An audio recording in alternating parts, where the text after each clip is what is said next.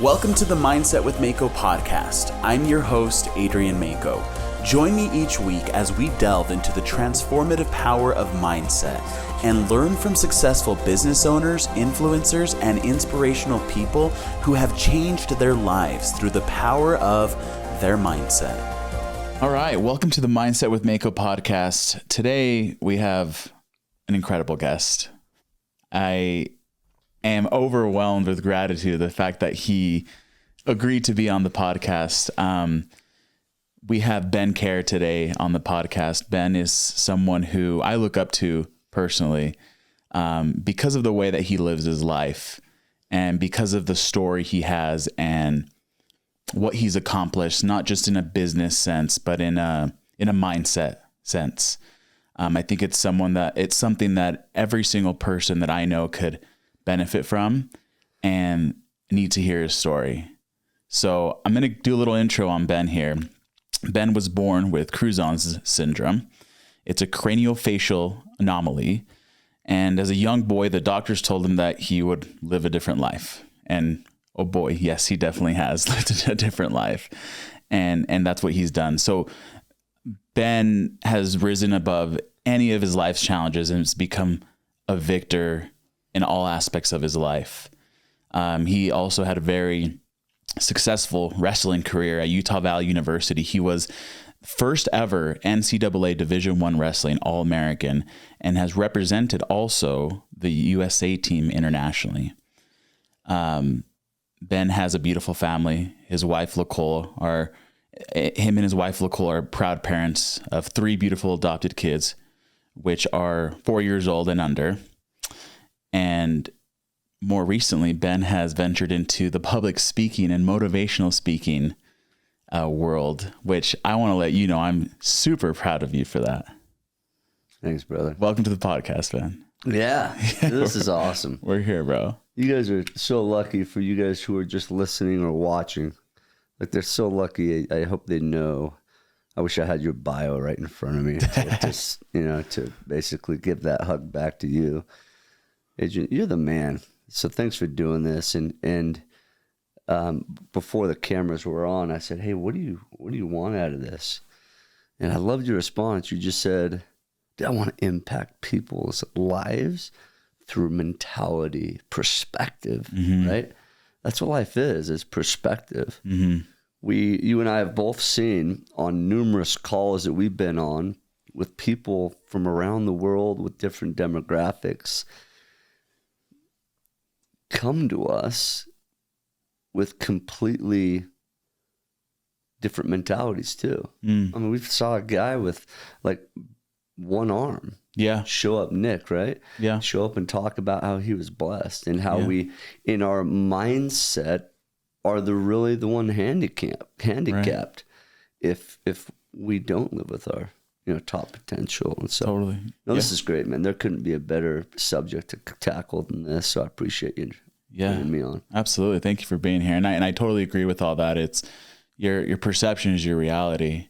Everything else around you is just almost irrelevant.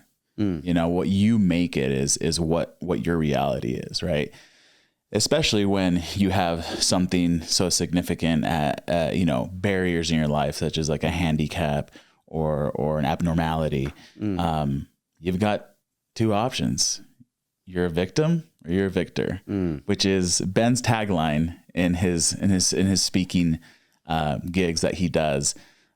So again, I wanted to have you on here just because I love your life story, your life's mission, what you've done with your life.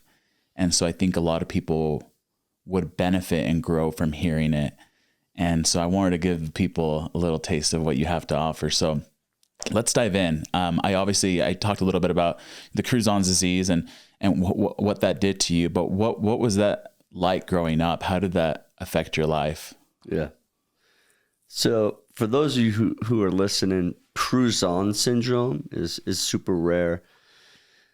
And when your parents are approached by a doctor, so first of all, when I came out of my mom, the umbilical cord was around my neck. And so my dad, always growing up, would tell me, you were as blue as this. Like he would point a water bottle and say, you were blue as this, or whatever blue around me. And said, this is how blue you were. And we had to unwrap it just to get you to breathe and survive. Mm-hmm. That was battle number one, not knowing that after that, there was a deeper issue that wasn't so temporary. Wasn't physical. Yeah, well, that was the issue that was temporary. Right. And then beyond that, the issue, like you said, that, oh my gosh, there's something that has stay power, and that's Crouzon syndrome. Now, Crouzon syndrome, to be really blunt, it makes me look different, my face. And the middle part of my face, my upper jaw, just doesn't grow at the same speed. As the rest of your face. Exactly, as the rest of my face. So, and in my family, I already have a pretty prominent lower jaw. All my brothers do. I was the only one in my family that had the facial issue of Crouzon syndrome. With that being said, it would take tons of surgeries. Well, why? Because if your mid part of your face doesn't grow out, it affects the way you breathe. So I've never been a nose breather. Tons of people with my same situation have been born with cleft palates, cleft lips. Right. So I have a massively high arch in my mouth that also affects, I was just blessed to not have a hole in the top of my mouth. Right. But you see someone else with Crouzon syndrome, they potentially have a hole in the top of their mouth that they have to, cover. And because it's easier to breathe from your mouth. well, now I only breathe from my mouth the majority of the time because I had to do that. Right. Even at a young age, if people know what a trach is, tracheotomy, help you breathe in your throat. I still have a scar right here from it. So when I had one of my first surgeries to advance my face, because at a young age you grow incredibly fast. Very fast. And so I had one when I was 1. I had another one when I was 5. And then I would continue to have them as needed.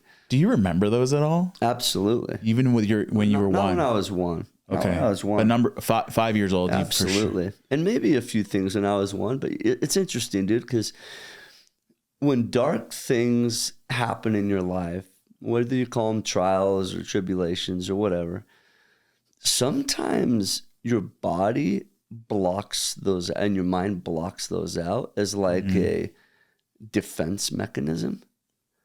I'm doing some things right now where I think about writing a book. I'm thinking about, I have some people that have teamed up with me recently. We thought about doing a documentary, and they've simply asked me this: Ben, as you write down the list of these stories we're going to tell, well, first of all, how can we tell them if you don't know them? Right. And I'm like, that's a good point.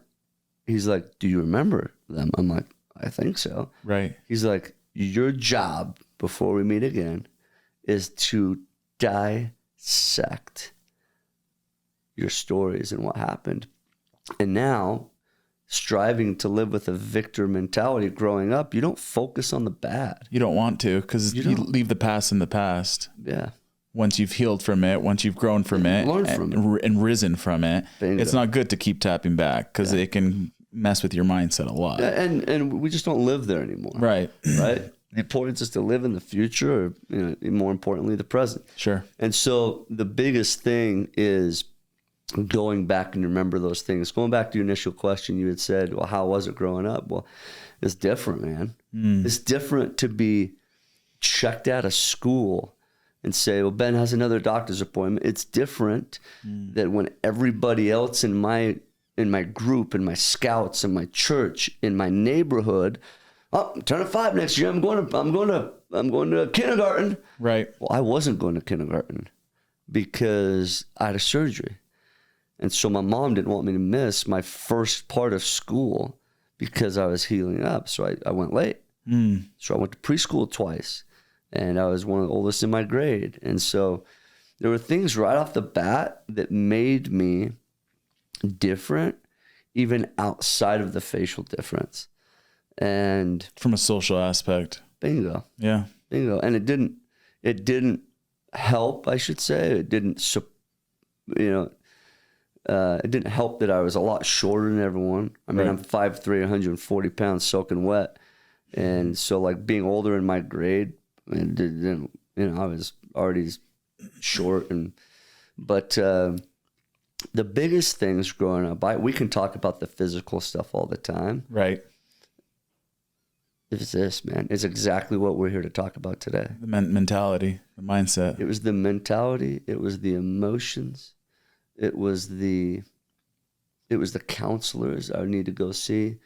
And it was the insecurities of why me, and when I chose to be a victim a lot of my life in certain situations, and me wishing that I was somebody else, version 2.0, or their shadow. If I was just like Bobby, if I was just like him, then life would be different. It was those type of things that were the most difficult for me. If obviously the physical toll that this challenge, having this syndrome took on your body, I'm sure was incredible, was extreme. Which one would you say was the hardest to deal with, though? The physicality of it or the mentality of it? Mentality, hands down, done. Even though the physical part was tough, meaning like when they would advance my mid part of my jaw, they would wire my mouth shut. And then if I had to sneeze, where does your pressure go when your mouth's tied shut? It goes right to your eyes. Right. And so I'd get these swollen eyes. I'd sneeze, and all of a sudden, poof, your right eye would be swollen, your left eye would swell up, and your head would swell up. And even though that was tough, that stuff heals. Bodies are incredible things. They regenerate, right? And the mind, fortunately and unfortunately, doesn't regenerate at the same speed, or if at all. So there's a lot of things that we all hold on to. Mental scars.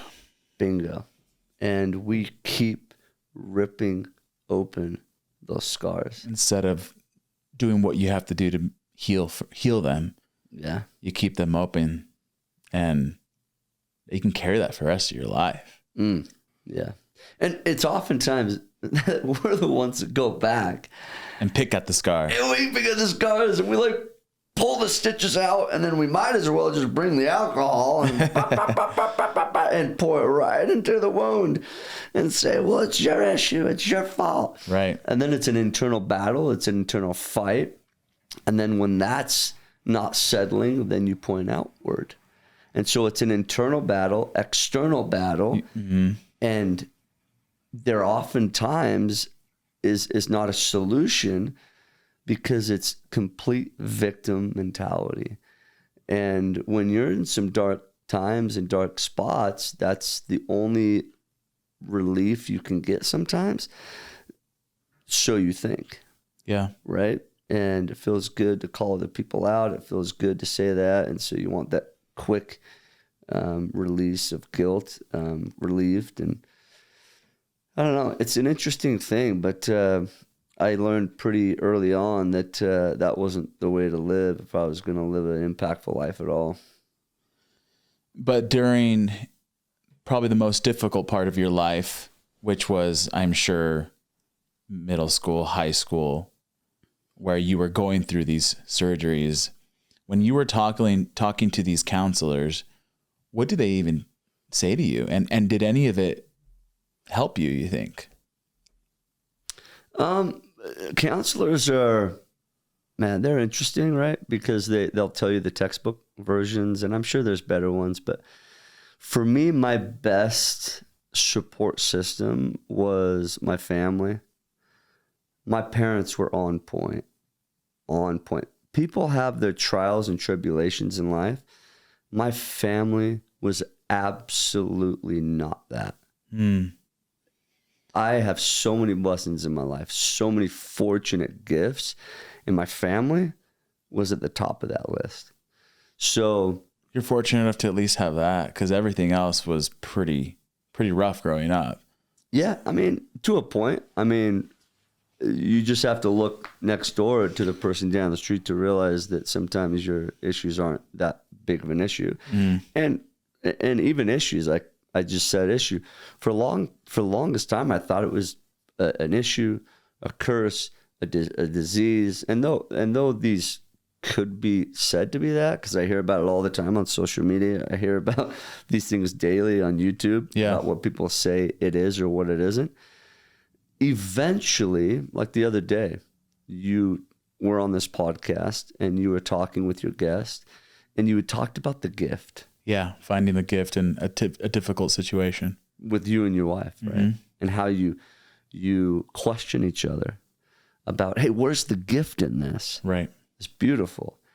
And it has been, and I didn't see this all the time, but I had that same battle. And when I found that Crouzon syndrome has been the biggest gift for me, that changed. And my mindset shifted, the paradigm shifted, the narrative shifted, and you see it as a superpower. Well, that sounds really fluffy. It sounds really sparkly. Well, yeah, BS, Ben. That doesn't make sense. Well, I'll tell you how it makes sense. You go to social media now, and you start scrolling down, and you see something that looks a little bit different. You pause. You stop. You're like, wait a minute. And then I have an advantage and an opportunity to catch attention. Where normally, as a normal person, you just scroll past. And so my mom taught me that growing up. She's like, and she changed the narrative. Yeah. I'm like, I don't want to be different. Mom, I'm sick and tired of being different. You want to be the same as everyone else. I want to fit in because I was tired of the attention. But it was when my mom stood me in front of the mirror after a moment of just like darkness. And she said, Ben, look in front of the mirror. And I did. And she says, yes, you're born different. I'm not going to waltz around that saying you're not. But you're born different, so what are you going to do about it? You're going to make a freaking difference. That's when it like went, boom. It set in. And then she said, you know what? You're going to stick out? You want to stick out? You want to stick out? Huh? You're going to stick out whether you like it or not. Why don't you? She empowered you. She did. And instead of coddling you, she empowered you. Bingo. And she was also blunt with you. She didn't beat around the bush. She didn't dance around. She said, you are different. Look in the mirror. Yeah. But you've got two choices. You can make a difference. Yeah. Or you can do nothing with it. Yeah, what are you going to do with it? Right. What's the gift? What's the gift? The gift for you, Ben, is you just got to unwrap it. Unwrap the freaking gift. When are you going to see it? And so I had the opportunity to see that and be like, you know what? She's right. Whether I like it or not, she's right. How can I take advantage of this gift? Right. Open it, first of all. First of all, see it as a gift. Find the gift. Find the gift. Which is hard, the hardest part, in my opinion. Once you find it. Once you find it, but a lot of people find it and they don't even open it. They're scared to open it. They're scared to open it. Or they don't know what to do with it. Bingo. Like the talents, like in the Bible, it talks about the talents that people are given. And there's a guy who gives us talents. Well, back in the day, talents was money. It actually wasn't talents, but isn't it interesting that it's called talents? Because that can be dually used as the talents that we have today, which really is what I think the value lies in. But people took their talents and these people, oh yeah, what am I going to do? Bury it in the ground. What am I going to do? And they lost their money. But at the end of the day, what do we do with ours? Isn't it interesting, dude? The other day we passed 8 billion people in this world. But isn't it interesting that we don't see 8 billion perspectives? Yeah. Even people's, and that's created by the economy. It's created by the governments. It's created by the people. Like, go to the U.S. All right, what's your government perspective? Well, I'm Republican. Sure. I'm Democrat. Well, you're probably not because you don't agree with everything that they say. Right. So you're somewhere maybe in the middle or outside or inside. But our narrative changes based upon those around us or the entities around us that we feel like we have to fit in these boxes. Right. Whereas it's not that way. There's so much wealth in difference of perspective if you accept the difference that you are. And I just didn't accept that. I didn't accept my difference. I didn't rejoice in that. I didn't see it as a blessing for a long time. So I literally, for a lot of my life, Adrian, like I hid who I was, and that was suffocating. You hid who you were? Yeah, I wasn't willing to be me.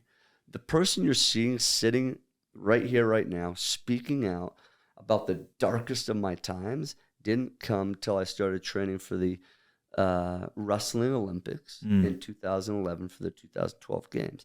And my mentors came to me. I mean, one of my mentors led Goldman Sachs, right? He basically made Goldman Sachs what it is here today. Another one was one of the first CEOs of Einstein Bagels. And they came to me and they said, Ben, you need to fundraise a bunch of money. I'm like, yeah, I do, to travel around the world, represent the U.S. And they said, you got to tell your story. I'm like, I don't want to freaking tell my story. My story is my pain. My story is my difference. My story is what I've been trying to hide my whole life. And they said the Olympics are about the sports and the stories. Right. So you should tell your story. And so begrudgingly and not willingly at the beginning, I started telling my story. And 10, 11 years ago almost, this is what happened. It's allowed me to rejoice in who I am and be more than okay. Not okay, but like be happy. Do you think it's helped you heal a little too? Heal? Absolutely. Yeah? Yeah, you find grace. You find forgiveness. I think you can find purpose in your pain too. Bingo. And you've found purpose in all that pain. That insurmountable pain that you had to endure growing up with this, Yeah. Well, it's not just the pain of us. Here's the issue. People, when they're in their dark times, go completely internal. And when they go external, it's usually a blame game. Right. Blame the world, blame God. That's it. Blame whoever. Blame me, whatever it is. And have you ever seen the movie Wonder? Maybe. Okay, so it's about the kid. Julia Roberts is the mom, and is it Wilson? Owen Wilson. Owen Wilson is the dad, and it's a boy. He goes by Augie, and he has a facial difference. It's not based on a true story, but it's based on a book. And he puts a space helmet on, and he finally goes out of private school and go to public school. I just bring this up because, in this story, when I saw the movie, because I was able to hang out with some of the actors. We spoke on the same stage at an event we went to. And I saw the movie, and I always thought my pain was, and my issues and my trials was the only trials, because my brother and sister look normal. Yeah. But when you watch that movie, you realize the attention the mom and dad had to have to the child who was different. Which means, guess what? The attention from the other kids and priority for the other kids goes to what? It's to the different one. So they feel pain too. Bingo. So everyone's in pain. And so everyone feels a different level of pain. And you know what the worst pain is that I found out, and this is what the world normally deals with, is the internal pain that nobody sees. Right. Nobody sees this. You can't see it. You can't measure it. The other day, I had a friend, a childhood buddy. We find in his dad passed away overnight. This is like 3 or 4 weeks ago. And I talked with him. Dude, I'm so sorry. I gave him my condolences. What can we do? We laughed. We cried over the phone. And I'm like, when you're in Utah, let me know. So I left the country, came back, and I heard over social media his wife came back, and he was trying to carry his mom. His mom was married, and he was the only child, and he had a wife, and they hadn't had grandkids or kids, so she didn't have any grandkids. And his wife posted on social media that she came back from work, and he was found, and he ended his life. Nobody knew the internal pain. He didn't have Crouzon syndrome. He didn't have a facial difference. But what had happened inside over the last little bit of losing someone he loved, there was such an internal pain that he didn't talk about. And that's what happens in life, not just with men, but with women. But I feel like especially men, though, because women, in my experience at least, are a lot more willing to open up to other women about their feelings. It's not a blanket statement, but typically men, more often than not, keep everything locked in and are it's not manly to be vulnerable, which I completely disagree. I think being vulnerable is one of the most courageous things you can do, because it sets a container, it creates a capsule for the people around you to also be vulnerable and to also be able to open up. And sometimes a simple conversation can save someone's life. Yeah. I'm sorry about your friend. Yeah, I appreciate it. It's going to be a long journey, because his mom not just lost a husband, but in a matter of a month lost her only child and lost the opportunity for her to be a grandmother, right? And so you're right. I mean, the men have been told for a long time that, like you said, it's against masculinity to be emotional. And man, I was reading one of my favorite books is Good to Great. It talks about levels of leadership, and one of the top levels of leadership are the men and the leaders and the CEOs, presidents, right, that are vulnerable. And I'm like, what? And I was reading this in college, I believe, and it's when I was like right in that point of my career where I'm like, wow, freaking manly testosterone, right? I'm gonna go, you know, conquer the world. Yeah, conquer the world, and you're independent and you're going at it. And I read this book, and I'm like, okay, I can be authentic. I can do this. I can do more work than other people. Whoa, authentic, like vulnerable? Most of the best leaders in the world are vulnerable. And it even said that a ton of them are introverted. I'm like, are you kidding me? I thought you had to be like big and loud. And out there. But it's the men, not just men, but women. But in this case, I was thinking about men. And the leaders that were vulnerable and allowed themselves vulnerability and being open to where their clients or their customers or their employees or their management didn't see their higher ups as untouchable. They had the same problems, the same marital issues, the same arguments. They changed the same diapers as the employees to their own kids. And then all of a sudden, there was rapport. All of a sudden, there's connection. Trust. And when that happened, and when I read that, I was like, boom. And that also helped me realize, like on this podcast and in the daily life that we live, our own personal life podcast, is how often are we willing to like talk about the dark, sucky times of our own lives? Right. And dissect what that is. Right. Because everyone, I mean, it's obvious everyone doesn't have Crouzon syndrome. Not everyone has cauliflower ears and wrestled like I have. And so for people out there who are watching or listening, you probably don't understand those aspects unless you've wrestled at a certain level, unless you've gone through that grind, or unless you've gone through the grind of, you know, craniofacial difference, having massive surgeries and yada, yada, yada. We may not connect in those aspects, but we all connect in being cornered in life, whether through pain or whatever that is, trial of, do you choose today, because it's a daily conversion, a daily battle, a daily choice, victim or victor? Which mindset do you want to choose today? Abundant, scarcity, what is that? Right. And I love that part of your speech that you give now is the victor or victim, because some days I wake up and I choose to be a victim. Some days I wake up and things aren't going well, whether it's with my business, my mental health, my physical health, maybe my food, whatever it may be. And some days I wake up just exhausted and I have a pity party and I choose to be a victim. But I think it's important to know and acknowledge that the fact that progress isn't linear. You know, if you're going to have a victim day, go ahead and have that victim day. But tomorrow you have another choice to make. Are you going to stay a victim, or are you going to at least one day this week choose to be a victor and take action on whatever it is you're dealing with to better, you know? Yeah.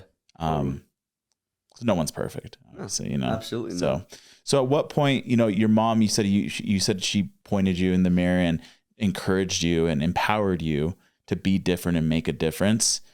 How did that mindset shift help you into once you got into sports and wrestling and things like that? Yeah. And it wasn't quick. Sure. Even though there are people out there that says life can change in an instant, which I believe. Sure. But that also comes with maturity and like incredible strength and discipline to change that narrative that fast. Yeah. It can take time sometimes. It can take a lot of time. Yeah. And it takes maturity and wisdom and the ability to just be disciplined to understand that too. Right. Tony Robbins talks about that. And he talks about how quick can you change? This fast. And I agree with that. Yeah. But as a young boy, so all you guys who are parents out there, I am, understand that there is this journey that the individual gets to have too, just to learn the difference. Right. And to learn that once you like marinate in ugliness and marinate in bright light, you feel the consequences of whatever that is. Sure. I remember when I first came out of that, not very many people have heard these stories. I thought, okay, defend myself. All right, I'll do that. Yeah. Right? Eye for an eye. Okay, bah. Okay, it doesn't have to be physical, but okay, so let's stay away from physical. I don't want to go to the principal's office, which was the worst. So I'll tell you an experience. I was in the lunchroom. It was funny because I just spoke at my elementary the other day. Oh, yeah. And it was so cool. I was in that lunchroom that I'm about to tell you the story from, telling my story. So it came full circle, super humbly. But as I was in this lunchroom, I don't know about you, but we waited in line and, all right, stand in line, fold your arms and be quiet. Right? Yeah. But we're freaking starving, right? We're elementary kids. Yeah. And so we're in this line, and I remember a lot of times in this line, I felt like I was like a sitting target. Normally in recess, dude, you start to make fun of me. I had like kind of a sixth sense, and the people who are targeted sometimes know what I'm talking about. You knew something was brewing. And so I jet. And so you'd run away. I go to the baseball field instead of being on the basketball field. I'd go to the sandbox if I was getting made fun of by the tetherball court. Right. It was an easy escape. But I was sick and tired of escaping, hiding, running. I just want to accept who I was. So you want to hear my first attempt at this? Yeah. Here's what it was. So I'm in the lunchroom, sitting down, and there's a kid a couple of years older than me. Yeah. And they're all sitting down, and I was just hoping that I had such a massive underbite. I was just hoping that we didn't have these big sandwiches. Otherwise, I'd have to feed myself like a little bird. You had to break your food up. Yeah. You couldn't take even just a normal bite from a normal sandwich. I would try to, but if you're bred like this microphone, if you go down uneven, it will just bend. And it will just be soggy because it won't close and tear. Gotcha. It would go like this. And so it wouldn't work. So I didn't want to. I'm like, I hope I don't sit by a cute girl and they just look at me because you go on both sides of the table. So it doesn't matter. Even if you're by someone, the person across from you don't know where they are in the line. Long story short, this person a couple of years older than me looked across the room while I'm in line. Yeah. And starts laughing. And so little by little, people are kind of looking, eating their food. What's this guy laughing about? Yeah. And he points at me.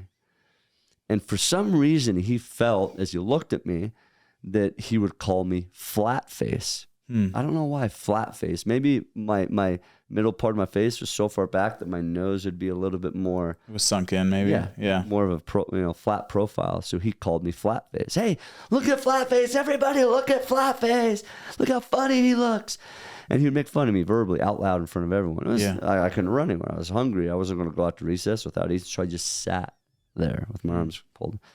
And I'll never forget thinking in those first moments, okay, I got to defend myself. I look in the mirror. I'm more confident than I used to be, so I'm going to be confident. Right. And I look at him in my simple elementary mind. I look at him.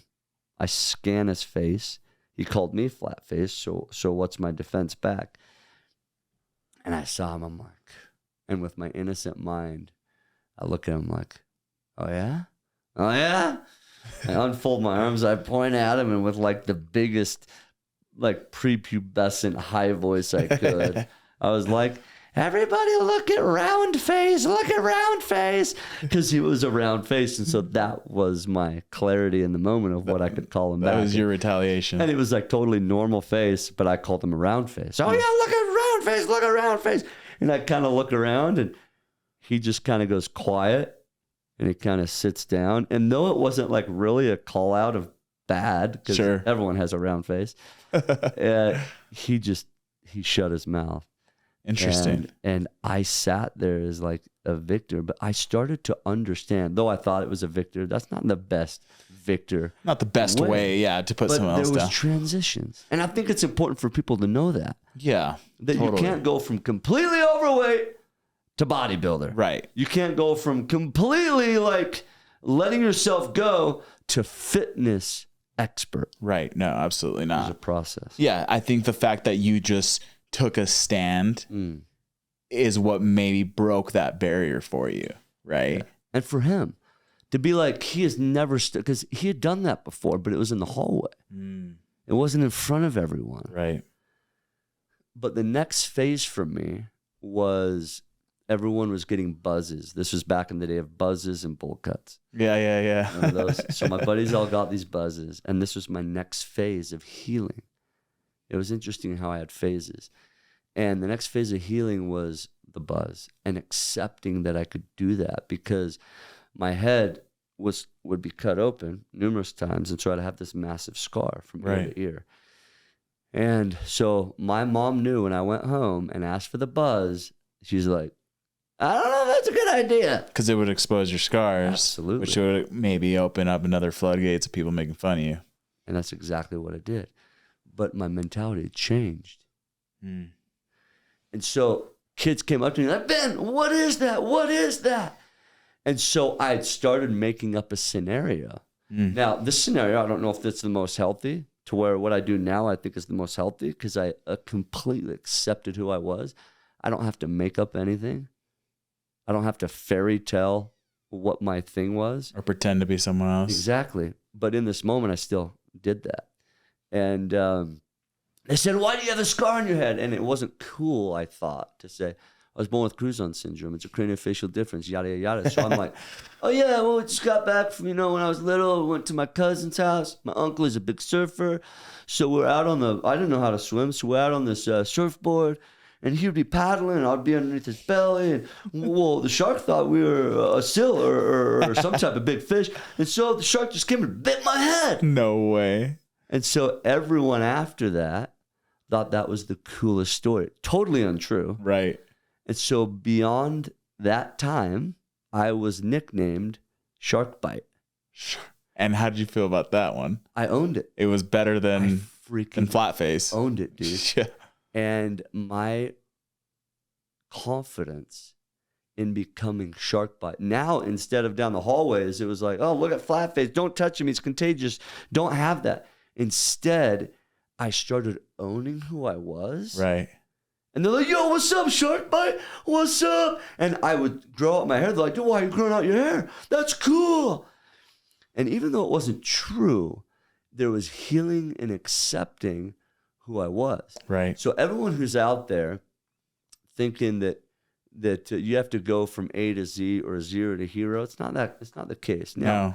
Understanding at a young age you have to start making up stories to become cool. That's not the most healthy either. Here's the point. That when you start owning the true you and start standing up for who you are, that becomes the true flex. Right. And eventually, you're going to own the true you 100%. Yeah. No make-believe. No filter. Right. And you are going to be 100% confident in being you, whatever that is. Yeah, because you start showing up for yourself. And I think that's what you started doing. Even though you were a kid and you made up a shark story, or you called that guy round face, you started showing up for yourself and standing up for yourself. And in that way, you built confidence and acceptance in who you are, right? And I stopped lying to myself. Right. At the first, I would run away from the truth. Then I would face the truth, but there would be a little white lie. Sure. And then I'd start facing it, and then I'd be like, let's joke about it. And then eventually I'm like, why do I have to do that?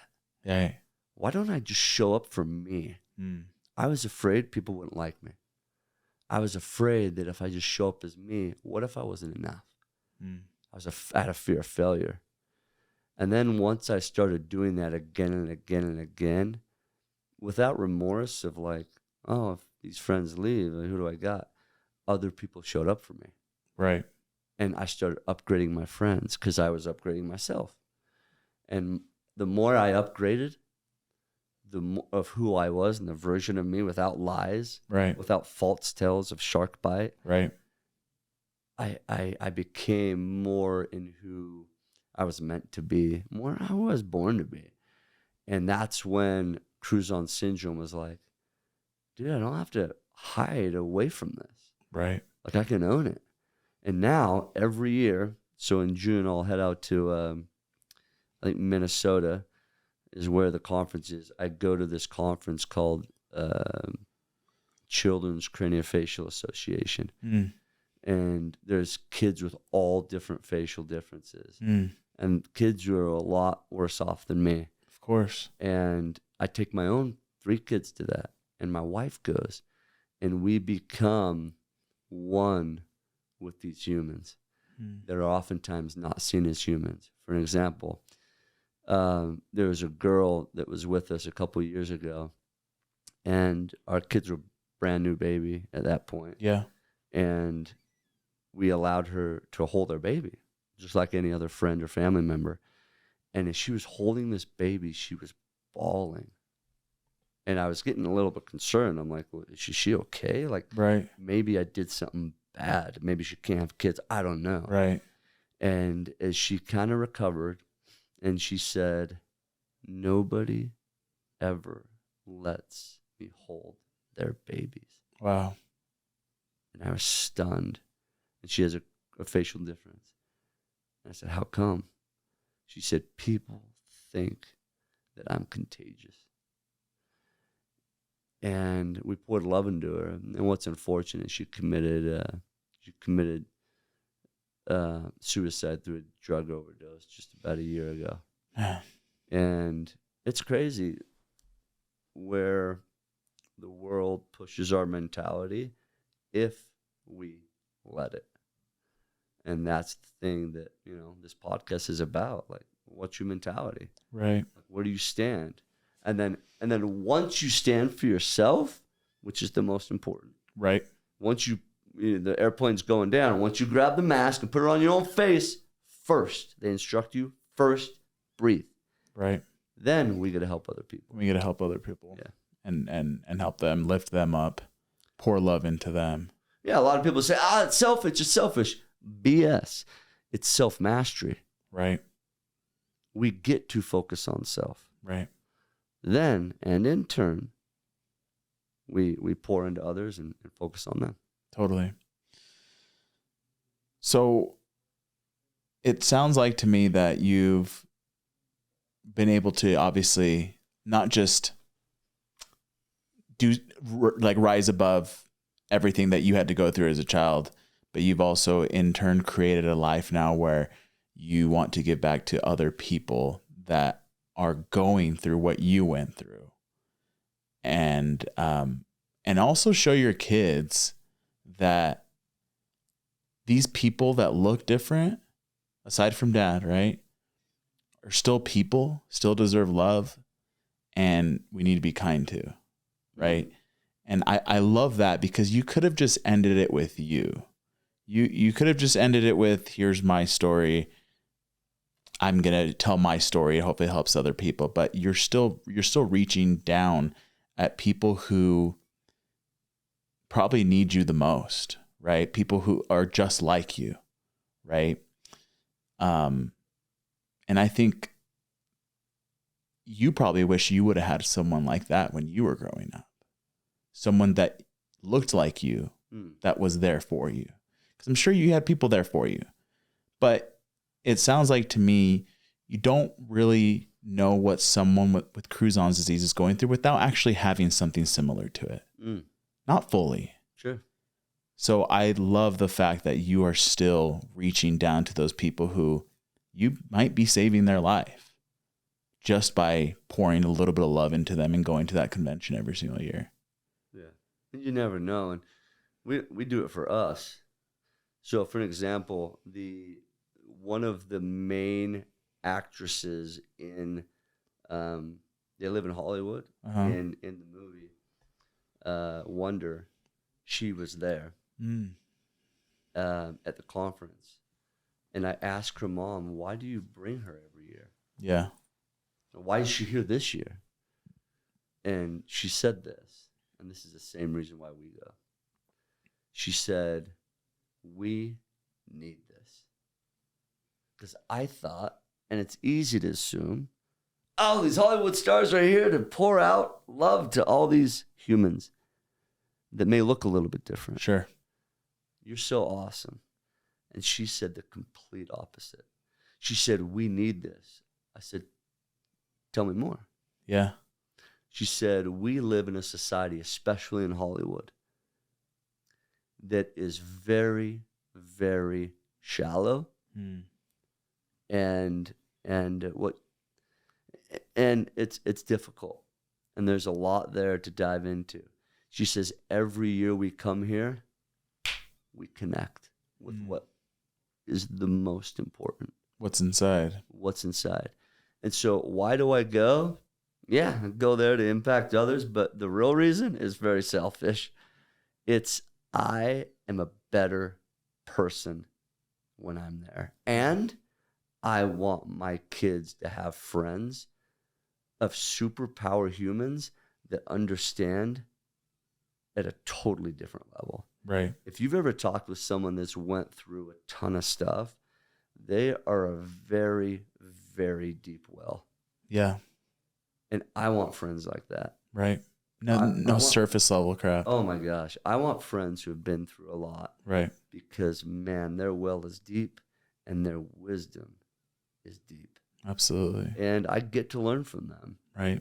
And so when we go out to these conferences, we dissect that and we go deep, man. And that's why I love this podcast, is because you can go deep. Right. You don't sit here and, we have the Ferrari outside and this and that. And, No. oh, yeah, how's the trip we're going on? Yeah, that's good. That's beautiful. And there's joy and there's happiness and there's fulfillment in that. Sure. Not that you shouldn't have those things. Right. But let's talk about life. Right. Let's talk about the wealth of what is life. And I'm able to answer and talk with people there about that.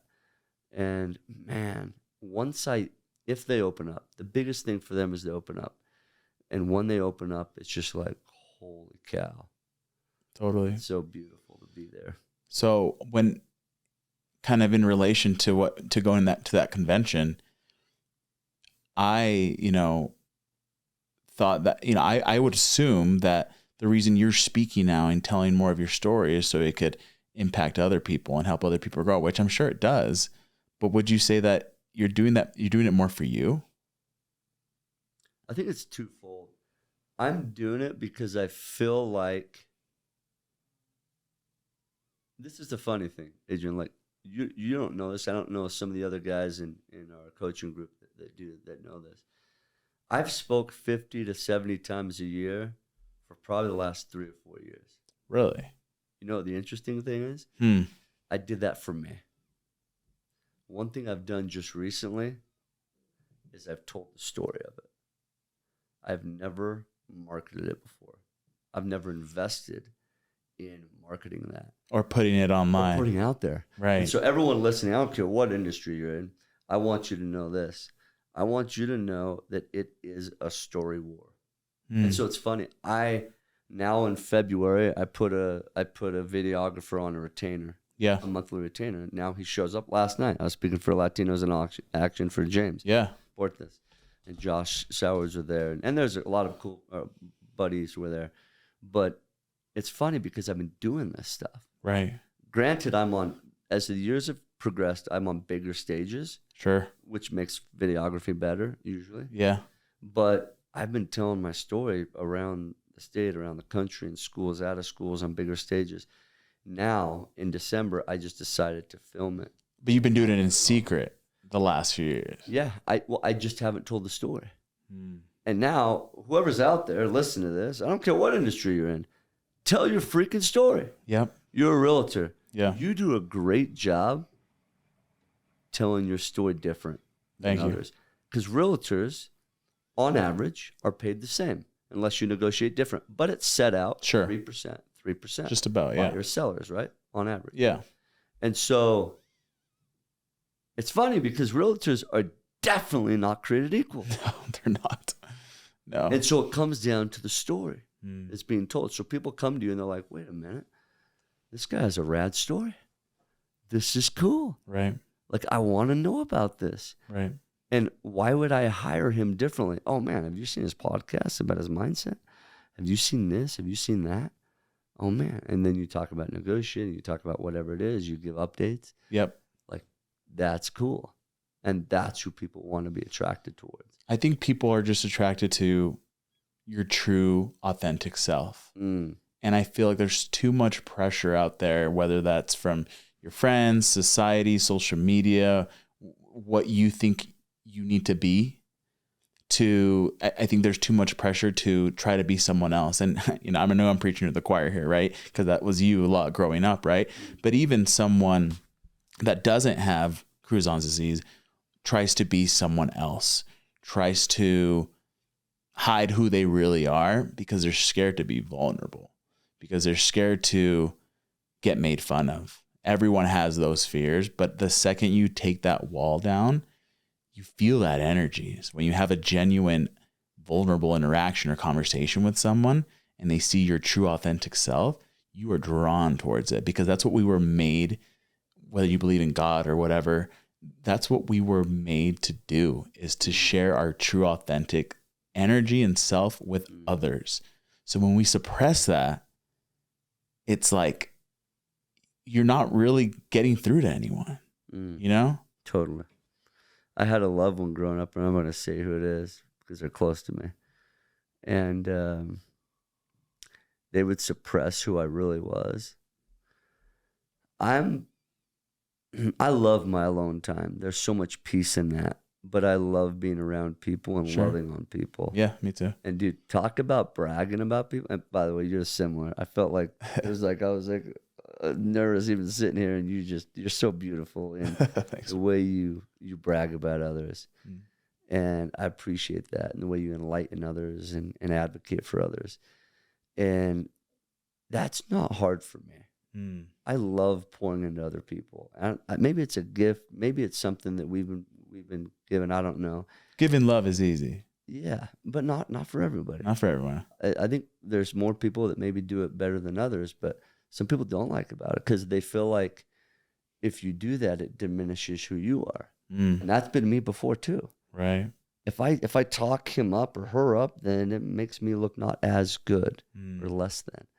But there was an individual I grew up with that didn't like my behavior when I would go out there and be my out there type personality and love, and it's big energy to be touchy and so I would suffocate that around this person. Small, yeah. Or they told me too, it's just like, dude, you're annoying. It's not you, and or don't be that way. Being too extra. You're being too extra. You're being too far out there, and. Though there's a fine line in some things, right? Sure. You have to have respect, and it comes down to respect. Of course. At the same time, like, I just wasn't being me. And then eventually I'm like, screw this, dude. Screw this. I'm going to be me because I feel suffocated inside. And I started to be that. And you gotta push and pull on when that's the most appropriate as well, too. Of course. But I feel now, dude, I'm almost 40 years old. Yeah. And you look great. Yeah, and I appreciate that. But I almost feel that I'm just getting to know, like, me in some ways. You feel what I'm saying? Yeah. Do you ever feel that way? Absolutely. I think discovering who you are is something that's almost always ongoing. Sure. However, I think you can arrive to a place where it's like, maybe it takes you 20 years, maybe it takes you 30 or 40 years, 50 years, who knows? But I think you can arrive to a place where you're like, okay, like I know who I am now. I know what I'm about, and I'm ready to share it with the world. Mm. But I feel like you're kind of always trying to, rediscover yourself. Mm. And it's good to have ambition. It's good to change. It's good to be better. But I think we shape ourselves too of what we want to be, in a healthy way, not in an unhealthy way. But yeah, I think that it can definitely take time to arrive to that point, though. Yeah. And I think once you're that blunt and open with yourself, that goes on to your relationships. Meaning now the way I love and pour into people is different. Totally. I pour now more into people like a brother would than to my friends, and even to people I don't know. And it comes across sometimes pretty blunt and pretty in your face sometimes. But it's how I would want it to be done to me. Like, I don't care if you don't know me. Love on me like you would love on your brother or someone you like. Give me the tough love. Right. Because, and maybe that's just me and my personality, but I think if the world were more that way, it would be a heck of a lot less like we're walking on eggshells. Brotherly love. Brotherly love, dude. Or just, I think it boils down to just being kind to everyone. Being, no matter what they look like, no matter who they are, no matter what they've been through, or maybe have wronged you, right? If you lead with your heart and kindness, the ripple effect it can have is just insurmountable. Sure, and then there's difference in love. If you're okay, let's dive into that. What is definition of love to the world / kindness? It comes down to the cuddle and the coddle. Cuddle and coddle. My mom, I think you've probably heard this story, is the cuddler, dude. She is so good at that. I joke around that she's the fairy godmother that I always deserve to have, like Cinderella. Yeah. And but she did not coddle me. Right. Many of the people in the world are like, oh man, let's be kind, let's love on other people. But their definition of after I would get verbally assaulted in public by an adult in an elementary age, their version of kind would be go home, I'm gonna wrap you in bubble wrap. Don't go outside in public anymore. Protect you from the world. That's not love. I believe true love is. Right? Sometimes love is tough. I always tell my friends, I'm the kind of friend that's going to call you on your shit. I'm the kind of friend that's going to celebrate you and push you to be better. Yeah. But at the same time, I'm not the kind of friend that if I see you doing something out of integrity, if I see you doing something that I don't think is good for you or the world or your partner, whoever, I'm going to tell you. I'm going to be blunt with you because I love you. And so I'm not just going to let you do things that I don't think are what's good for you or for the world, because that's not what a good friend is. And that's not showing true love. So showing true love is being able to have difficult conversations with people because you love them. And because you've done it with yourself. Exactly. You're a perfect example of that, dude. And I've seen that in the last year. We've known each other for about a year. Yeah. We've known each other. I've seen you been able to be so blunt with who you are. And it makes me so more confident in my relationship of what I grow with you, because you'll show up the same for me. Yeah. Because if you can't do it for yourself, right? If you want to be the most in shape, incredible, physically toned person, you probably don't go up to the person at the buffet that's on their seventh layer of food or pies or whatever. Sure. And they take up 2 seats, and it's probably, you are going to get what you are, right? And that's what you can give. You can't give anything more. Right. So what I'm saying is, coming back to you, is you can show up that way, and I agree with everything you just said because you've done that with yourself. Right. In life, I always haven't been that.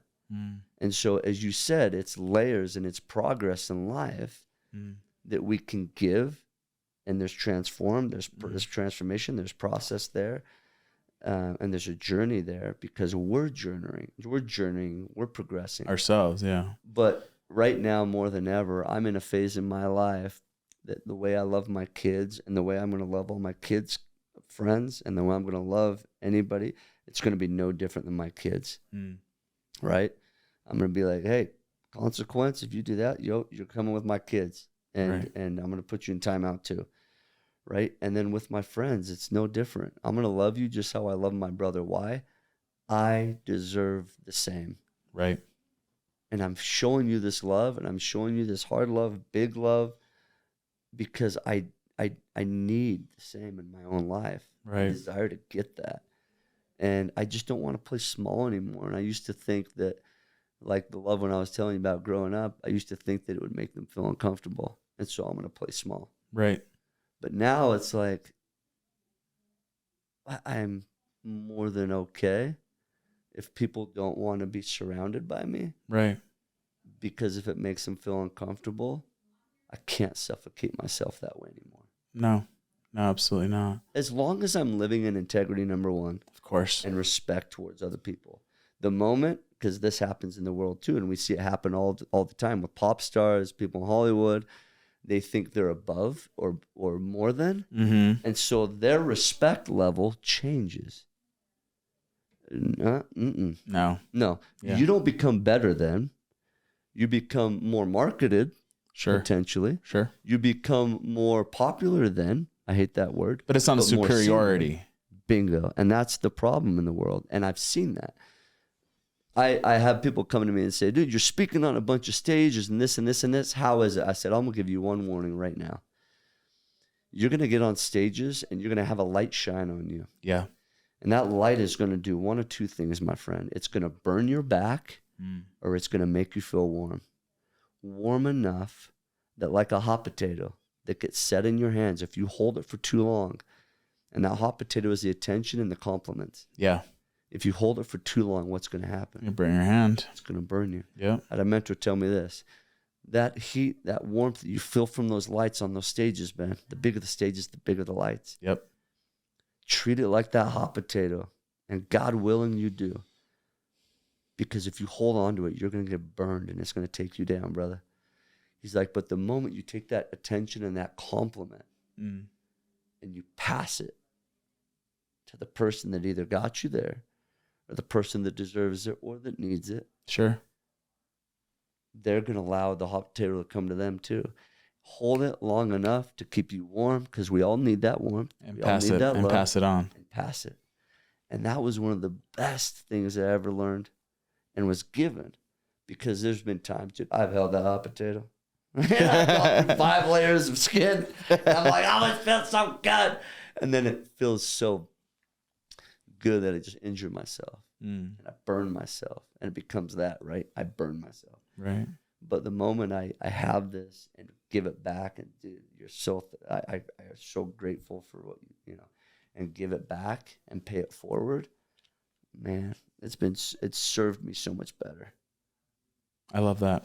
It's just coming full circle for you, basically. Yeah. And giving back to, and giving other people opportunity to shine, essentially, right?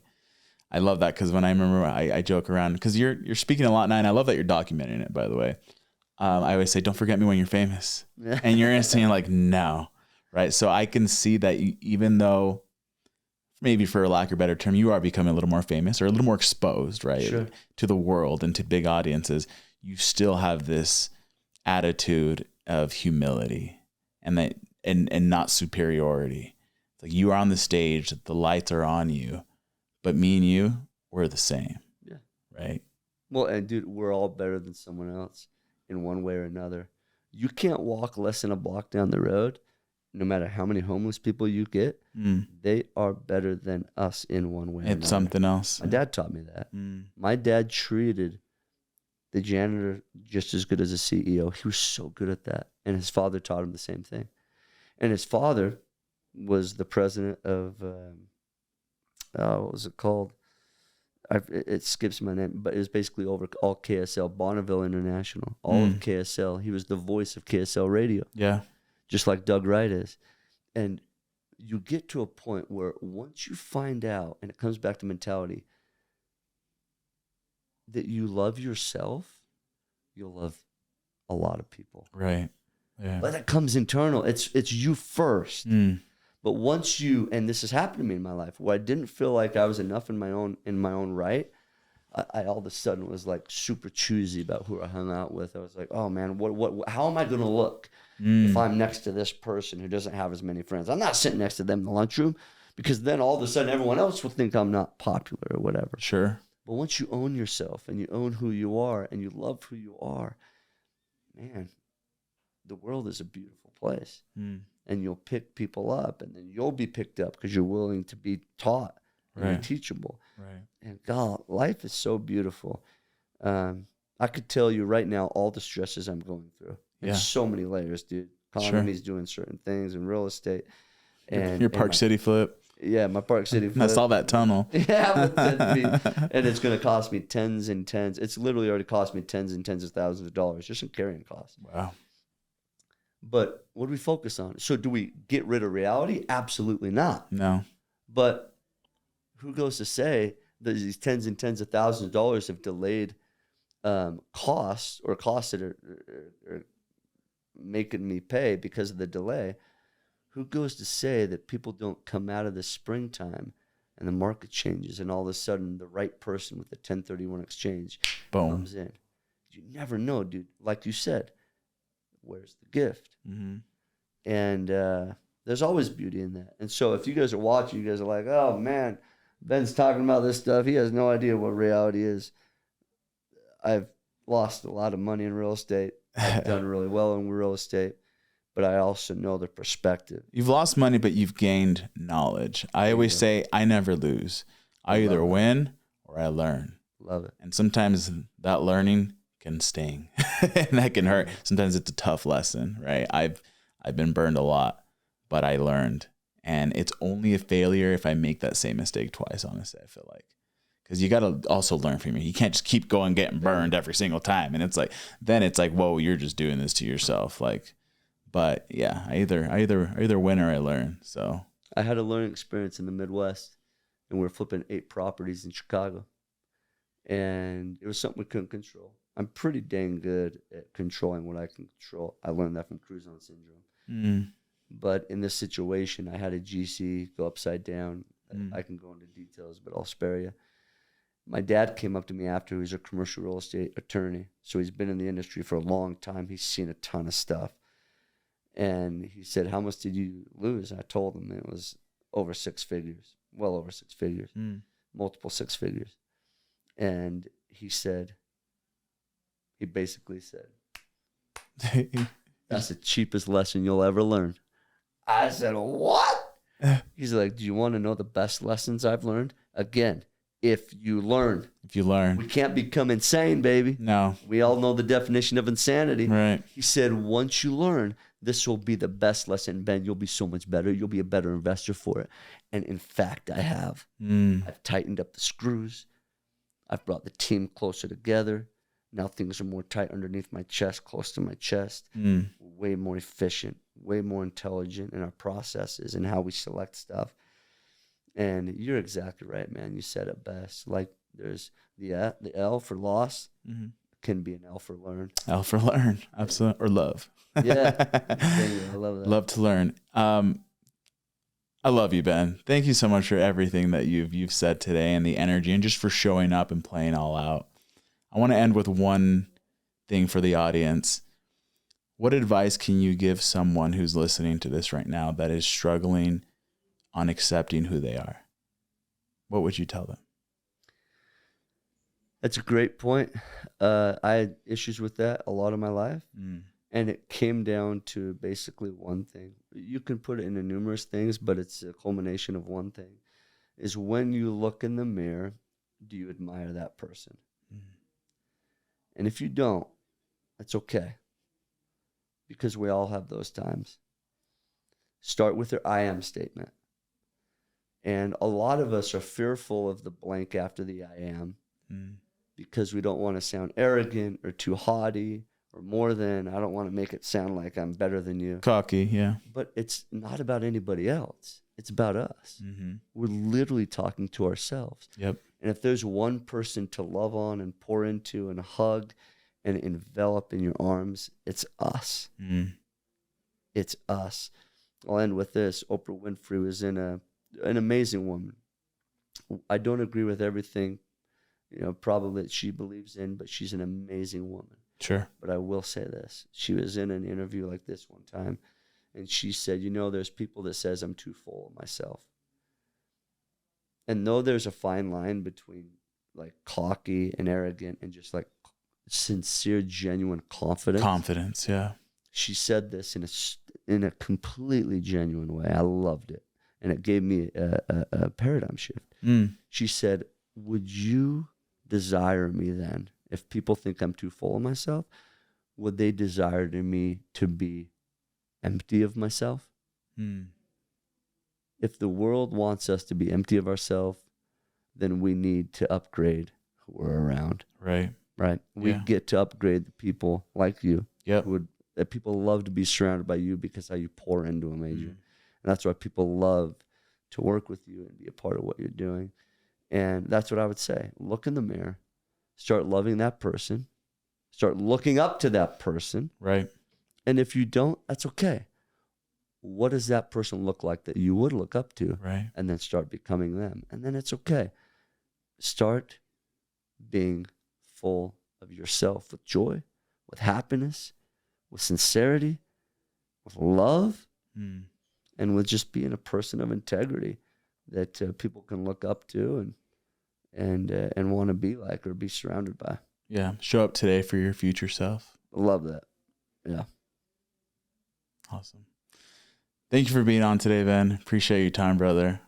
We could talk for hours, but I just want to say I appreciate your friendship. I appreciate who you are, what your purpose is in life and your mission and everything that you're doing. I think you already have, but I think you're going to change a lot of people's lives. Well, and I appreciate you. I appreciate you for this platform. People out there who are listening to this are super blessed to be able to hear from you. And I wish we could have talked more about you today. Because, dude, you have an incredible story. Thanks, brother. And I'm thinking about doing this maybe like a solo. You should. Here. Yeah. You or have someone even ask questions. Yeah. But the person listening, people listening to this, watching this, watch, because you're going to hear Adrian's story. And it's going to be beautiful. It is beautiful. Thank you. But you're going to impact more lives than you even know. So thank you for having me. Thank you, brother. It's more than a pleasure. Thanks for listening to the Mindset with Maco podcast, sponsored by Maco Real Estate LLC. If you enjoyed this episode, please leave us a review. And if you know someone with an amazing story to share, DM me on Instagram at AdrianMaco_Utah Realtor. Until next time, remember, if you want to change your life, you must first change your mindset.